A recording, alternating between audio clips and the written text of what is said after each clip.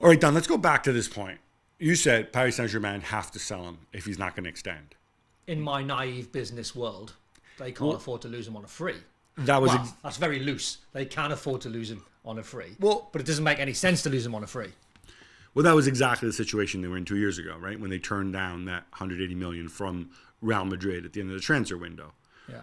I can only assume that they were super confident that he was going to extend and whatever else. But I think it's worth reminding everybody that the player controls the situation. Definitely. The days when, and there was a time when I think players could be bought and sold like cattle and they didn't control their future, right? Mbappe has to say yes and sign a new deal to any team they move to. So it's not like Paris Saint-Germain can sell him somewhere he doesn't want to go. So Paris Saint-Germain can reach a deal with Real Madrid. Yeah, and the player can say, no, I'm not going. Well, if there's a transfer fee involved, I mean, you were a player, right? Yeah, of course. If they said to you, like... But the dynamics were different because the players have got all the cards and the aces these days because they've got millions and millions of pounds in the bank, where they can turn around and go, well, I'm not going. Even though you've agreed a fee, Real Madrid have agreed a fee with Paris Saint-Germain, I'm not going. I'm going to make sure I go on a free. Whereas in my day, you didn't have the money in the bank, so you didn't really have any leverage. But here's the thing. Let's say Real Madrid offer 200 million or whatever now, right? Okay. And let's say it's then 50 million a year for Mbappe. Yeah. If Mbappe waits a year at Paris Saint-Germain, Real Madrid don't have to pay the 200 million. Nope. And a big chunk of that 200 million can go to Mbappe. Exactly. That's the beauty of free agency. Of course. That's So he controls all the cards here. He has all the leverage in this situation. Where it's not great for Paris Saint-Germain is if, say, Kylian turns around and says, well, whatever happens between Real Madrid and Paris Saint-Germain in terms of a fee, I am not going.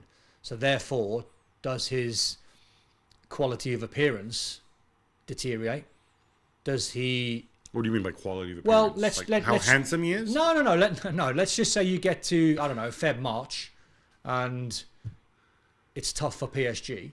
And does Kylian Mbappe know he's going on a free transfer in 3 months' time, risk going in for that tackle where you could get an ACL, you could get a really bad injury, you could get a shocker. So that's what comes into my brain because that's how we worked as players, because we didn't have the money. So you're never quite sure on the level of performance from any individual once they're running their contract down. Right. That's what PSG would be afraid of if he down tools. I love the concept of Todd saying, like, Premier League players 20 years ago didn't have the money, and then you know there's an older guy 20 years before that saying, like, well, we didn't have the money, and then, like in Stevie Nicks' day, well, we really didn't have the money. Yeah, exactly. Yeah, but we've not got in relative terms. We've not got 50 or 100 million pound in the bank to turn around and go, yeah, I'm staying where I want. I'm going. Well, I would assume the way this would have to work is January 1st, Mbappe can sign with anybody. Yeah. You would have to work something out.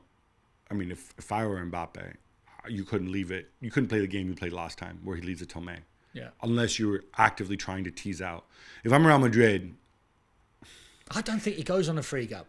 I can't see it. I can't see PSG saying to Kylian Mbappe through the last season, because it's going to be a circus. It's going to be a drama. He's going to be in the news every single day. He's going to be front, back, centre of newspapers every single day. Kylian's got 10 months left. Kylian's got 9. Kylian's got 8. All of a sudden, he's got weeks. But that's why January 1st, if he signs a contract, it knocks it on the head. I don't think it gets that far. Do you? Well, my difficulty is... I mean, if you're Real Madrid, you're in an amazing position. You can say, we're just going to... By the way, you do what you want, Kylian. We've chased you for a long time. We're just going to sit back. We're just going to sit here, and you can come to us, whether we pay PSG £100 million. Because, do you know what? We're not bothered, because we'll wait a year, and we'll take you on a free transfer. If he still wants to come. And that's why, if I were Real Madrid, I would not want to get sucked into this. I would not negotiate with Paris Saint-Germain. No. I would say, Kylian, this is the contract we have for you, and you'll make a ton of money. You need to sign it January 1st. Yeah. If you don't sign it January 1st, that contract's off the table. And then we can revisit this if you actually do reach free agency in the summer. But we're not going to think about you beyond that. We're certainly not going to go and give money to... Remember, the relationship as well between Real Madrid and Paris Saint-Germain is terrible right now for many different reasons. Well, thank you very much for watching ESPN on YouTube. For more sports highlights and analysis, be sure to download the ESPN app. And for live streaming, premium content, and let's not forget as well, ESPN FC 7 days a week. Subscribe to ESPN Plus.